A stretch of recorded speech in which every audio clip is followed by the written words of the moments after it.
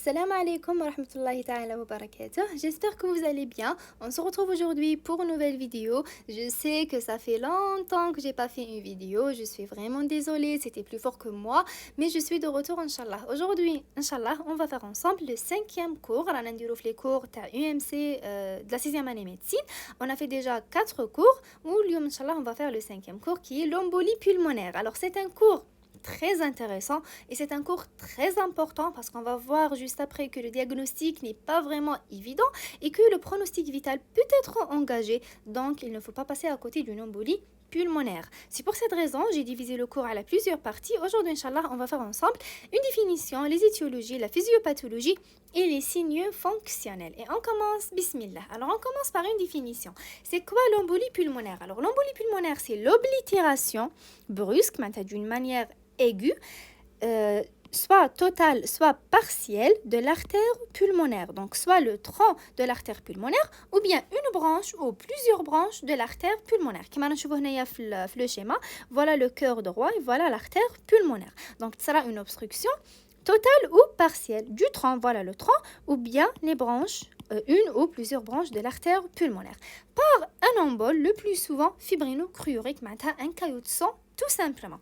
Alors voilà pour la définition. L'oblitération brusque, totale ou partielle du tronc ou d'une branche de l'artère pulmonaire par un embole, le plus souvent fibrino-chlorhydrique. Alors je dis le plus souvent parce que qu'il y a d'autres types d'emboles qu'on va les voir juste après. Alors voilà pour la définition.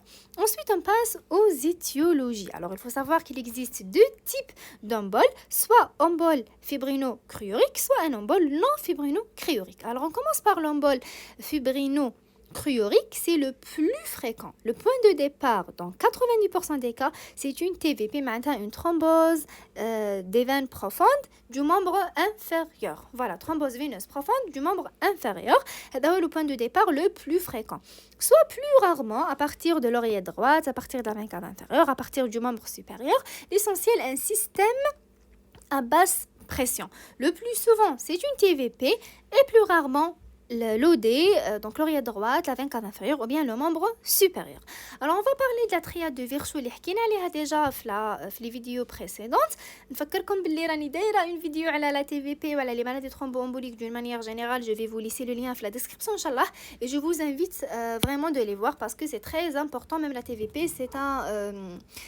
donc c'est un motif de consultation fréquent et c'est le facteur de risque le plus important de l'embolie pulmonaire. Voilà. Alors, pour la triade de Virchow, il y a 3 points. Il y a la stase veineuse, il y a l'hypercoagulabilité et il y a la lésion endothéliale. Donc, les facteurs de risque, nous allons un point de la triade de Virchow.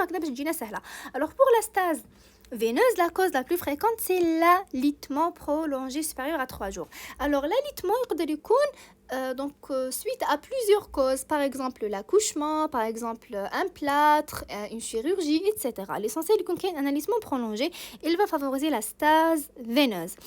Des séquelles thrombotiques, le patient l'est déjà fait les antécédents personnels ou une TVP, le risque est plus élevé et dire l'embolie pulmonaire dire une autre TVP. Voilà.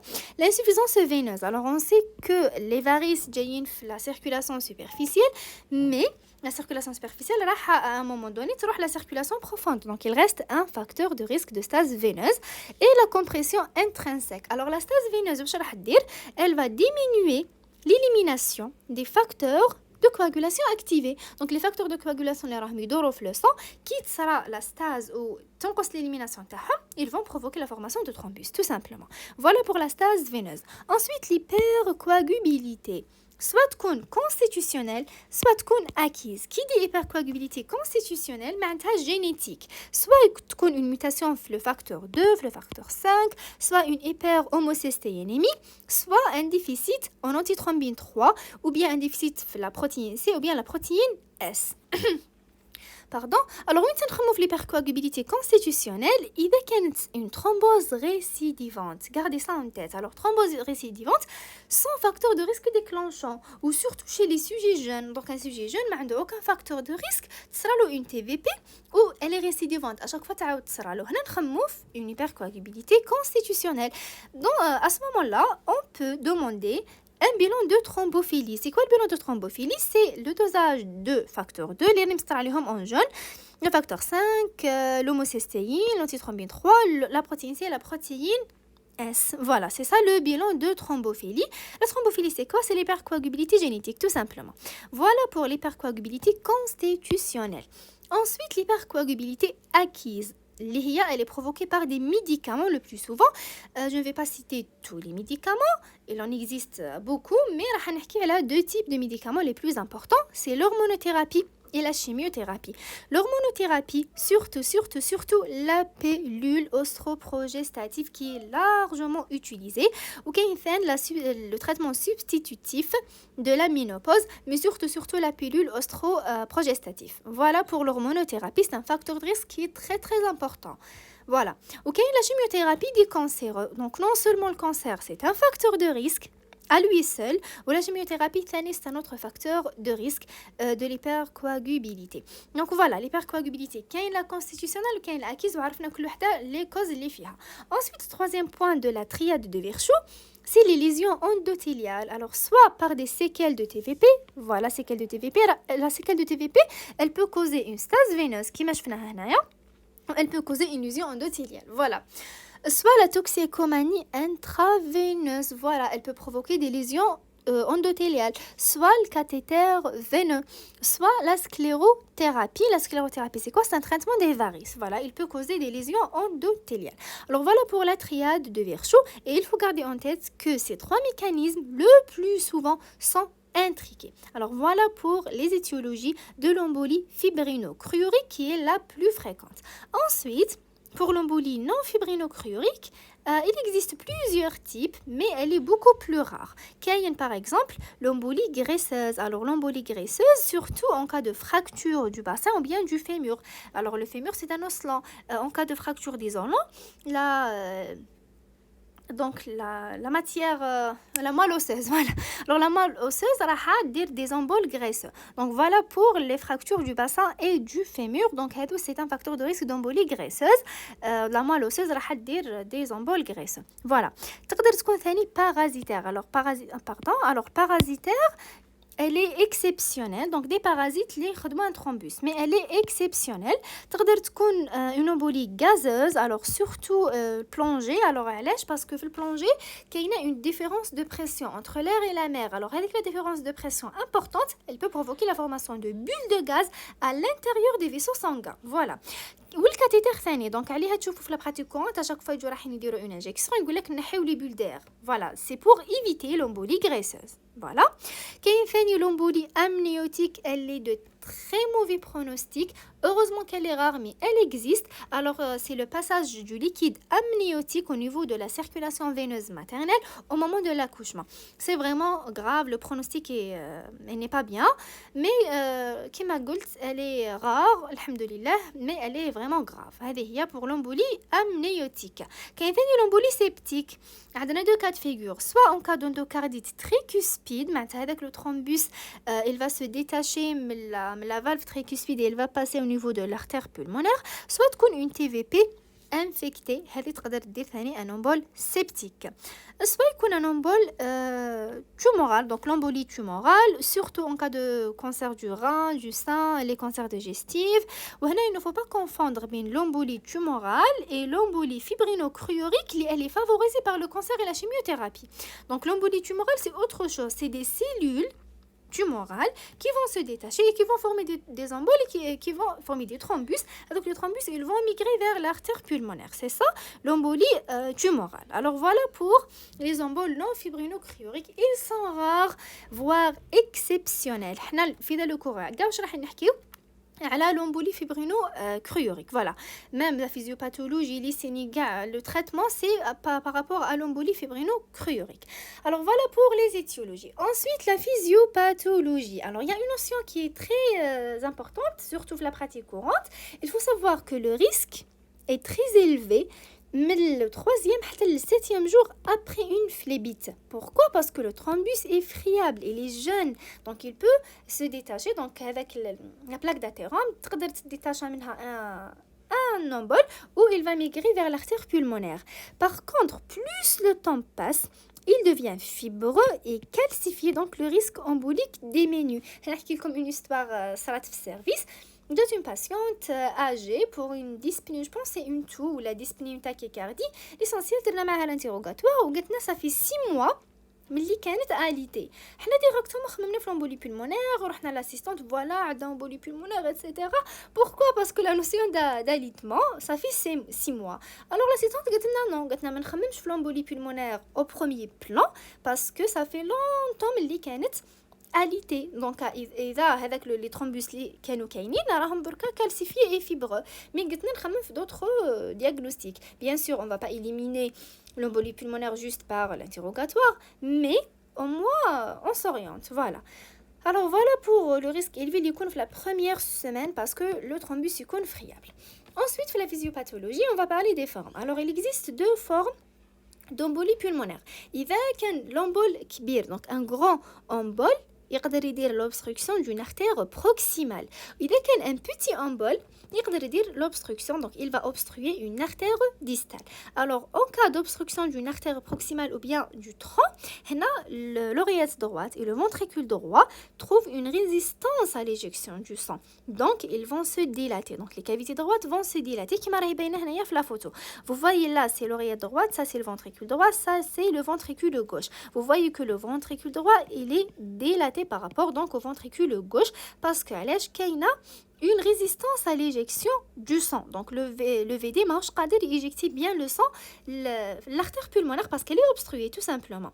Alors les cavités droites ils vont se dilater et donc il va y avoir une compression du ventricule gauche. هذا هو le septum paradoxal. C'est quoi septum paradoxal? Vous voyez هذا هو le septum, il va comprimer le ventricule gauche. C'est ça le septum paradoxal. Donc il y aura une compression du ventricule gauche et donc une hypoperfusion majeure. Alors l'hypoperfusion d'une part parce que le sang ne passe pas bien, le sang ما راهش يجي bien le ventricule gauche parce que l'artère pulmonaire est obstruée, et d'autre part parce que le VG est comprimé, il ne peut pas éjecter le sang. Voilà, donc qui dit hypoperfusion majeure dit un état de choc, et ça c'est l'embolie pulmonaire grave. Alors l'embolie pulmonaire grave, c'est l'embolie pulmonaire qui est associée à un état de choc et le risque est maximal dans les formes proximales. Il faut savoir que la mortalité elle est liée principalement à l'atteinte du ventricule droit.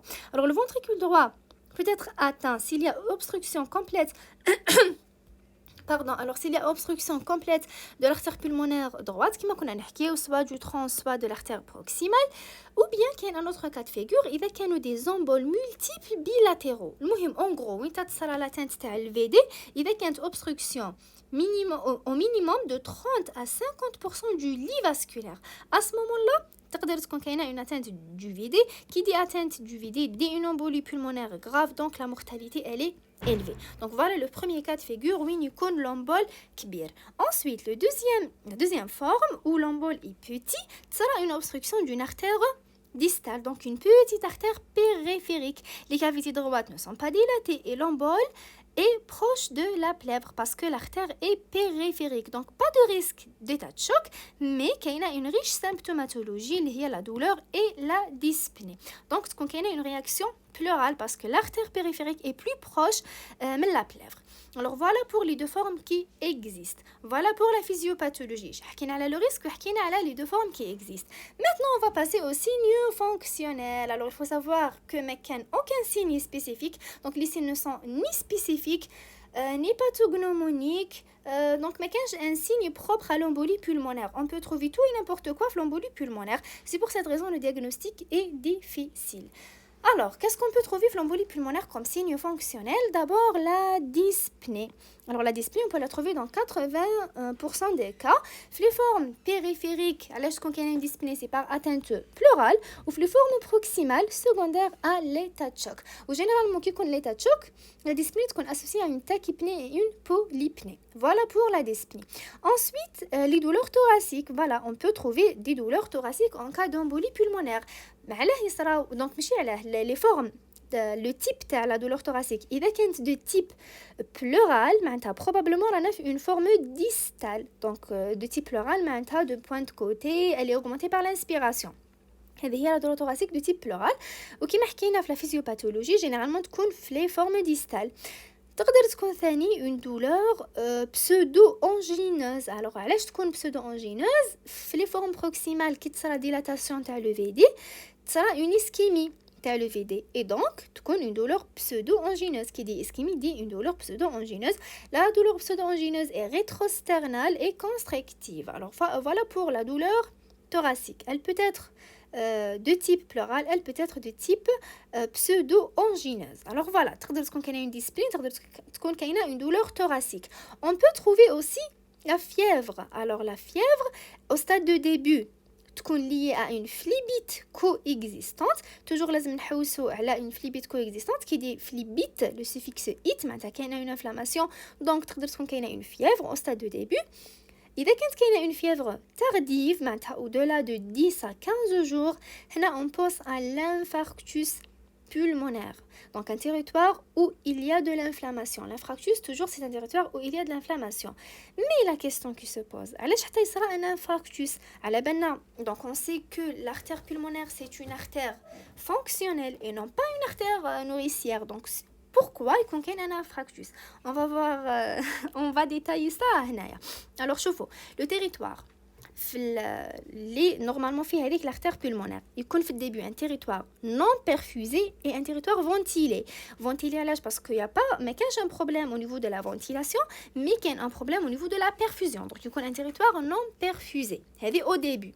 Ensuite, un territoire non perfusé, c'est un territoire qui est non fonctionnel. Au début, non perfusé, ventilé. Ensuite, il est non perfusé, non ventilé. Parce que le corps n'a pas besoin d'un segment qui ne travaille pas. Donc, il va chanter le sang vers les espaces fonctionnels par une bronchoconstriction. Alors, au début, il est non perfusé, ventilé. Non perfusé, parce que l'artère pulmonaire est obstruée. Ensuite, il est non perfusé, non ventilé, parce que sera la chaîne le sang vers les espaces fonctionnels par une bronchoconstriction. Donc, le territoire non perfusé, non ventilé.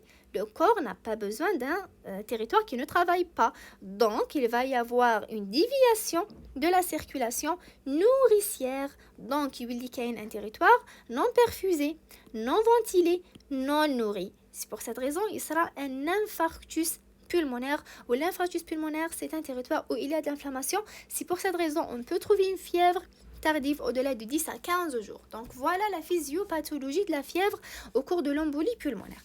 Alors, je fais jusqu'à maintenant les signes fonctionnels, je fais la dyspnée, je fais les douleurs thoraciques, je fais la fièvre. تقدر تكون كاينه une hémoptysie. كيف l'hémoptysie نصيبوها في l'infarctus. Donc un territoire qui est infarci, il y a du sang au niveau du territoire infarci. Le sang, il va être dégagé dans les crachats, donc hémoptysie. Alors il faut garder en tête que l'association de fièvre et d'hémoptysie au cours d'une embolie pulmonaire, c'est une évolution vers l'infarctus pulmonaire jusqu'à preuve du contraire. Alors fièvre, hémoptysie, l'infarctus. Ensuite la tachycardie. Alors la tachycardie, elle est parmi les signes les plus fréquents et les plus constants. Les causes sont multiples, soit suite au stress, à la douleur, à l'angoisse, à l'hypoxie, à l'hypertension de l'artère pulmonaire, etc. Donc il y a plusieurs causes de la tachycardie. Il faut faire attention à la tachycardie inexpliquée en post-op. Voilà, donc la tachycardie, parfois, ça peut être le seul signe. Maintenant, en post-op, il y a une tachycardie inexpliquée, il faut penser à l'embolie pulmonaire. Voilà. Un autre signe fonctionnel, la toux. Alors la toux, on peut la trouver dans 50% des cas. Voilà. Ou on peut trouver aussi des signes graves. Alors les signes graves, c'est les signes d'hypoperfusion. Qu'il y a la syncope et le collapsus cardiovasculaire, voire l'état de choc. Alors syncope, c'est par rapport à la diminution du débit cardiaque d'une façon brutale. Alors le VG, il est hypoperfusé, le volume éjecté par le VG est diminué et donc la perfusion cérébrale diminue. Hop, qu'il y a une syncope. Voilà, et c'est un signe de gravité. Voilà. Ensuite, le collapsus cardiovasculaire, ça veut dire la chute de la pression artérielle systolique inférieure à 90 mm de mercure. Si elle est accompagnée avec une souffrance viscérale, c'est un état de choc. Alors voilà les signes graves. Syncope, collapsus cardiovasculaire et état de choc. Quand est-ce qu'on évoque l'embolie pulmonaire, le diagnostic de l'embolie pulmonaire devant les multiples signes fonctionnels? إذا كان كاين un signe et facteur de risque. Par exemple, une femme elle a accouché ما عندهاش بزاف où elle présente une dyspnée et une toux et une tachycardie, une douleur thoracique par exemple. هنايا on pense à l'embolie pulmonaire parce que la grossesse en elle-même c'est un facteur de risque et l'alitement li كاين بعد l'accouchement c'est un facteur de risque, donc كاين des signes et des facteurs de risque. À ce moment-là on évoque le diagnostic de l'embolie pulmonaire et on va voir la prochaine vidéo inchallah les examens cliniques, la probabilité clinique, les scores, les examens complémentaires, etc. J'espère que la vidéo a été utile. Si c'est le cas, dites-le dans les commentaires. Si vous avez des questions, vous pouvez les laisser dans les commentaires. Voilà, je vais vous laisser le lien dans le résumé dans la description et je vais faire les autres parties. Alors n'hésitez pas à partager la vidéo ou dire abonner. Mais je n'ai pas l'habitude de dire ça. Mais ديروا abonner ou activer la cloche باش كي ندير la deuxième partie inchallah تلحقكم. Voilà. Bon courage وربي يوفقنا والسلام عليكم ورحمة الله تعالى وبركاته.